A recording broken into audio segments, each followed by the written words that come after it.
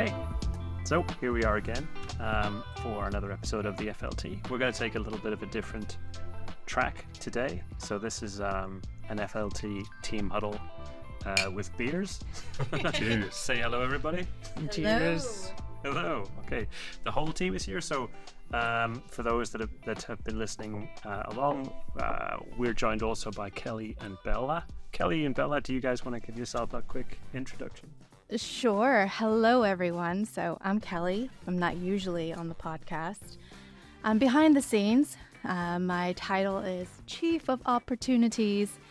So in practice, what that means is I am taking care of the public relations and the partnerships for FLT. So happy to be here. Happy to be a part of this wonderful, wonderful initiative with these fabulous people.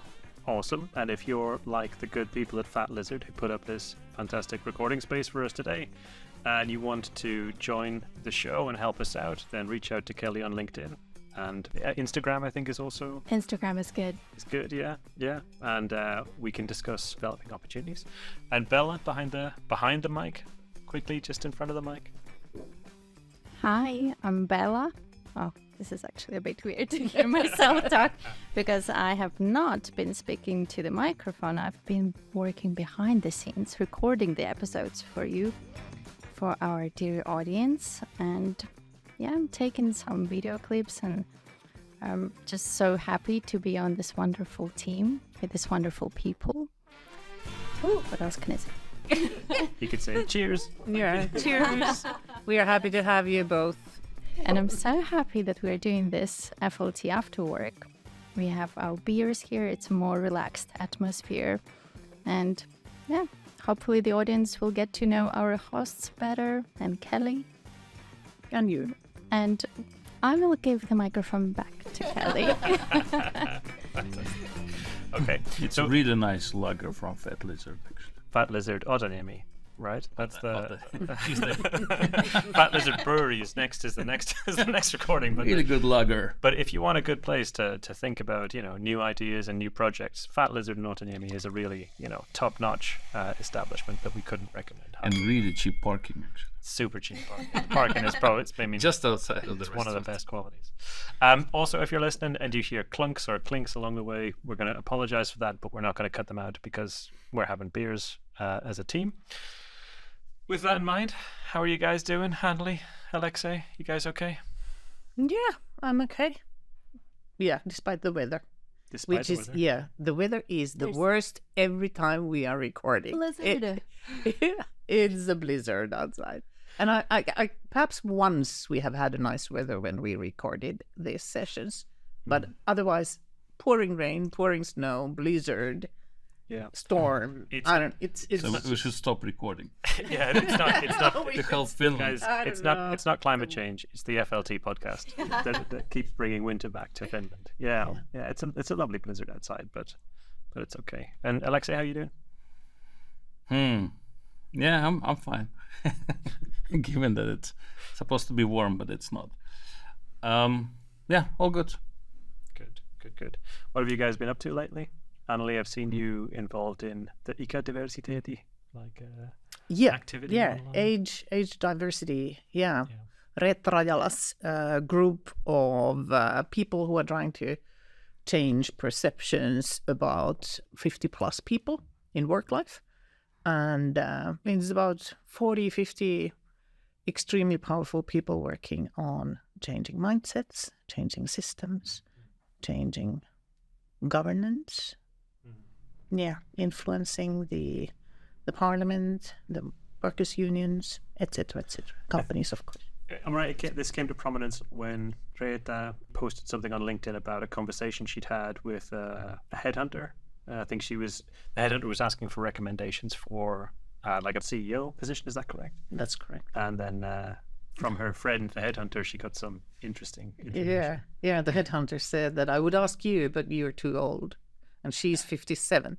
So this triggered a huge conversation on LinkedIn with a lot of likes and comments, and it's still ongoing. Yep. Oh, it's good work. I hope that we stay updated on the progress. Yes, absolutely. But I mean, there's research as well that kind of shows that it's not only about the age, it's also about physical appearance. Like, there's colleagues that've done research on Finnish headhunters, and basically the idea is that when headhunters are looking for somebody for a top management position, then they want to make sure that it's a guy in a good physical shape. A tall guy. Usually tall, yeah, exactly. So it's not only age, there's a lot of these attributes of ideal executive. And beyond executive, there's a bunch of studies on the amount of applications it takes for foreign workers to get in. So I think it's there was one study where I think it was the same CV, same qualifications, and they mixed up the identity: Finnish, British, Iranian, African, and for the darker-skinned migrants, it was like 300 plus applications before they got an interview. For the Scandinavian types, it was 10 or 20. For the Brits, 25 to 50. So it's a really stereotyping in recruitment is Absolutely. it's a big deal. This also applies to names. So if you have a Finnish surname, for example, you have a higher chance of getting hired. Really, That's a bit of a discrimination there. I'm going to update my CV. Exactly. Yeah. It explains a lot. Yeah, I should have gone for my wife's name. How about you, Alexa? What have you been up to? Well, a bit maybe related to what you guys mentioned. Somehow lately there's something that kind of makes me feel concerned a little bit. So because, in our work at Aalto, we actually dedicate a lot of energy to kind of making sure that we teach our students about the value of diversity and inclusion. There's courses, there's projects about that, and so on. Lately now I've been actually involved in some discussions with companies in different ways, different channels.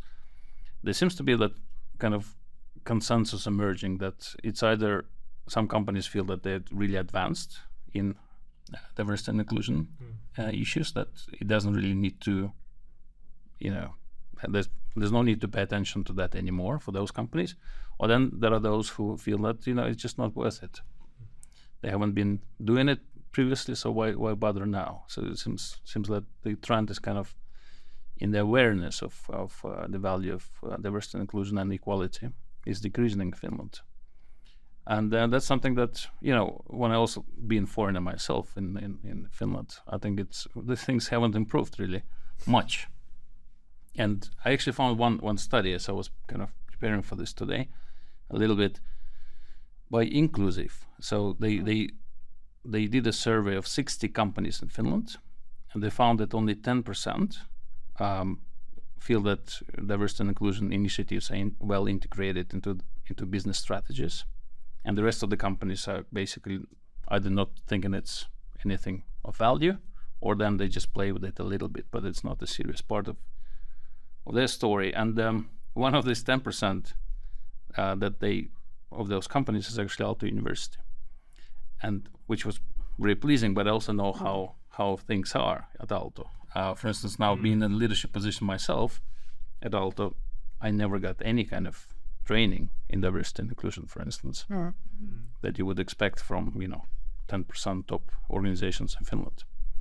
So that's something that I've been thinking about, and I think it's a bit worrying for me. Also knowing how difficult it is for our foreign students to get employed in Finland, which is really a big concern now with the changing political situation, with the new initiatives of the government to kind of make it more difficult for foreigners to come to Finland. Sorry, but that's the weather. That's the weather. Yeah, I mean, I've seen that. So I guess I know.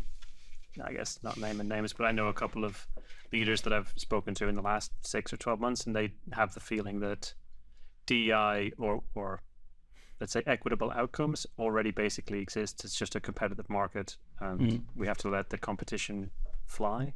There's a new, for a long time, everybody was all about not Bill Gates, the Apple guy who died.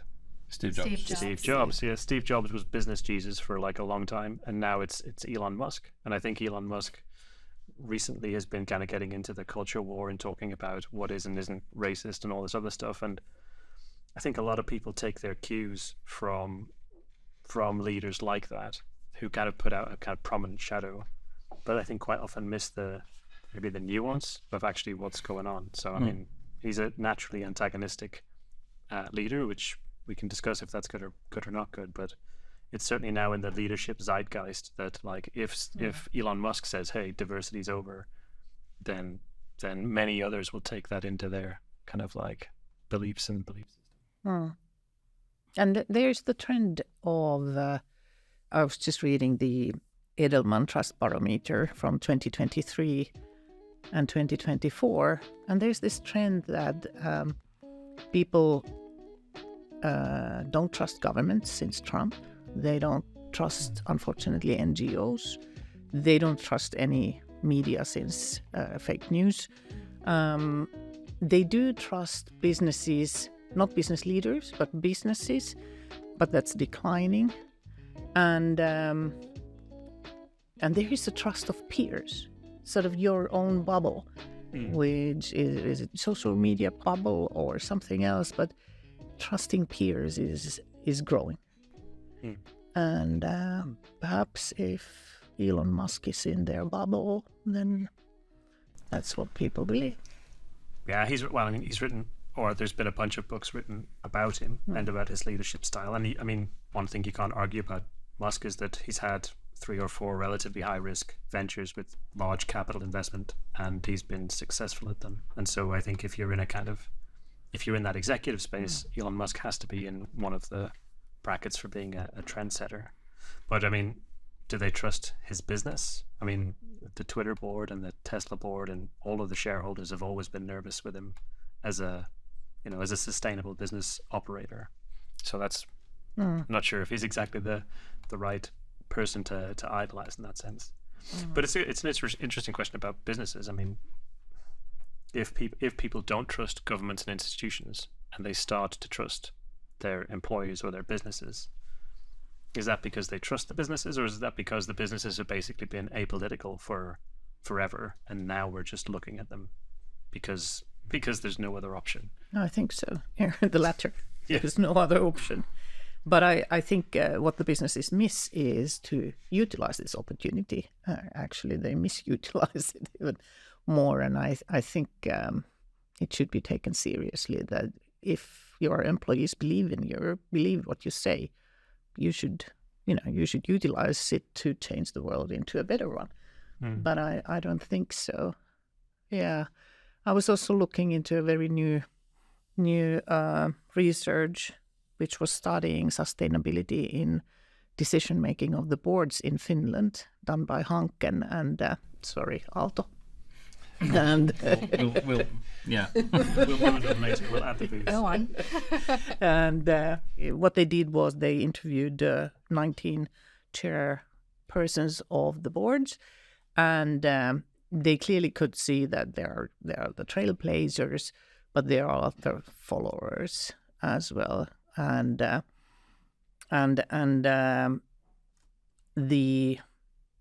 trailblazers did not just talk about, even though on the ESG front, their tendency is to focus right now on the environment, but these chair people were very aware of also the social and governance related topics, which was really, I was happy to see and happy to hear. Now the next step of this research, I understand, is to interview also CEOs and top leaders of the company. And then we can start seeing the difference, because the boards are worried about ESG and how to communicate to the investors their sustainability topics. But then the CEOs, even though they do have, many of them already now are incentivized on sustainability topics. Still, it's the financial performance that is driving them mostly, which is understandable.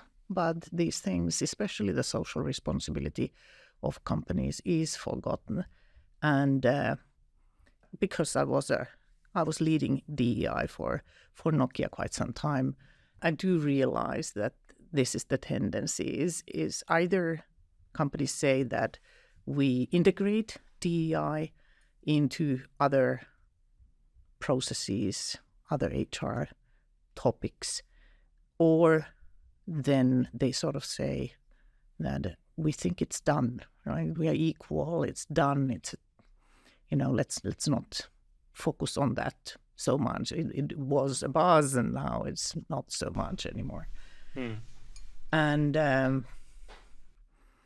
I think having done that for 5 years, I think the problem or the risk is the political polarization. And as you said, Mark, companies, especially in Finland, they don't take political stance. It's they're proud of that almost. They don't, and politics and the corporate world are kept separate. And now that social justice is so polarizing, having these robust conversations within companies is difficult. It's a risk, and how to steer that, how to lead that. Coming back to the leadership topic, is not easy. It's not a straightforward thing. It's true, but I mean, I don't know. It really depends how you want to pull this one apart, though. I would push back a little bit to say that it's a distinction between boards and CEOs, right? Because I think these aren't out yet, but we were about to talk to Celine Basula and Mervi Airaksinen, Microsoft and Redlinks, and they both seem like leaders that are not just, they don't treat sustainability or diversity or any of those really good sustainable topics as like a checkbox thing. They really want to see change. I think it could be obviously it varies from company to company, from CEO to CEO, but the CEOs that we've met and that also that we meet maybe privately tend to want long-term success, tend to focus on 3, 5, 10 years, which means they take into account social responsibility, they take into account diversity, they take into account their impact on the environment. The question is, though, how does the company pull together its operations and its sort of middle management and staff to align with that goal? Because change always takes a lot of time. You have nothing to do, and you're listening to the FLT podcast. You should be studying, and you're listening to the FLT podcast. Oh, there's some optimistic news. No, I mean, when it comes to responsibility, for instance, so there's quite nice news for Aalto. So Aalto was actually named as one of the 5 schools in the world. They were awarded by Financial Times as one of the best institutions that provide sustainability-related education in the world, top 5. So the next generation of Finnish leadership will be different. Excellent. That's good. Yeah. Is this the closing? This is the closing statement. Is this where we cheers? Yeah. Good, Aalto. Hanke. Okay. Other schools are available. We just have to say. that. Yeah. But it's but okay. Maybe that's the thought to leave it on. Is that well, there are certainly some leaders coming up who have these subjects close to heart on the show. But it's actually a good question about thinking about how do leaders and how does a company actually make change happen in their organization on these topics? Because it's not helpful to have people losing faith in the idea right at the time when we need to start actually getting to implementation. Let me see if I can add my 2 cents here. So the topic here is DEI is dead. When I hear that phrase, what I think about is a double-edged sword. So DEI, it has been like you said, a buzzword, a trend, a fad. You want to spread it on the front and center of your web pages. And in practice, what is actually being done? That's one aspect. And then there's power in what you focus on. So if you focus on DEI, it's if you don't talk about it, is anything ever going to be done about it? So this is what I see when I think about DEI is dead. Well, actually, I think there's a really good point there, which is a lot of the marketing and the messaging and EVP, the brand stuff, that moves really fast. But if you want to change cultures at a large scale, that moves really slow, right? That goes manager by manager, team by team, line by line. And almost certainly what's happening is, you look through organizations and managers and executives are probably quite rightly going, hey, what's going on? We've got all these programs, all the adverts look great, so we've ticked the box for the inflow pipe. What's happening like with my actual teams? Are they not already diverse? But that's a difficult question to answer, and it's not really straightforward, and it takes time for people to get used to a new way of operating that is more sustainable. So it could just be that the advertising has kind of outpaced the actual change within organizations. And what I would advocate for is not to start with necessarily with diversity angle, not saying that it's important, it isn't important, it's important, but start with inclusion angle, inclusion of everyone, and then also the majorities. And then when you do that, as a majority, you have the responsibility of making sure that you take care of your minorities.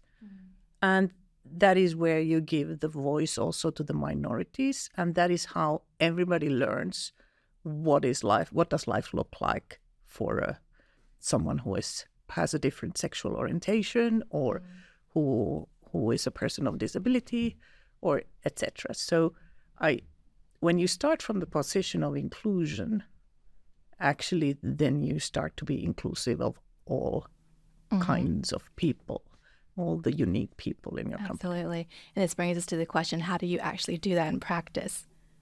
Which is create a safe space for people to speak up. Yeah. And I guess DEI cannot be dead, because, I mean, you cannot just close Finnish borders and pretend that this is an island or bubble. I mean, you cannot avoid the fact that, the society will become more diverse, and organizations need to respond to that. So, and competitiveness, well-being of, Finland and many other things actually depend on the ability to tackle this in a smart, intelligent way. So maybe it's a concept of just, the whole fashion of DEI will not be on top of the list of organizations, but as a phenomenon that organizations need to deal with in practice. I mean, it's unavoidable. Absolutely. I agree. Yeah, it's an interesting way to think about a leader. If there is a leader that says like, hey, DEI is dead, we accomplished it, it's already done, then what are they striving for? Right? That tells you that it's short-term focus, just the profits, exactly, just not on the innovation or the new ideas, but just on milking what they've already got. Yeah. And I think there can be good discussions, especially involving the voice of all kinds of people in the corporations as well, without it being political.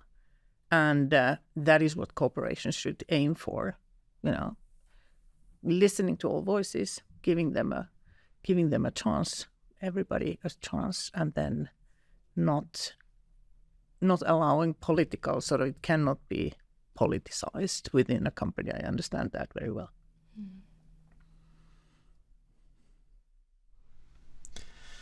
Okay, I think that'll do us for this one. Nice and short episode. If you enjoyed this, go get yourself a beer. And if you're going to get yourself a beer, get yourself a Fat Lizard beer.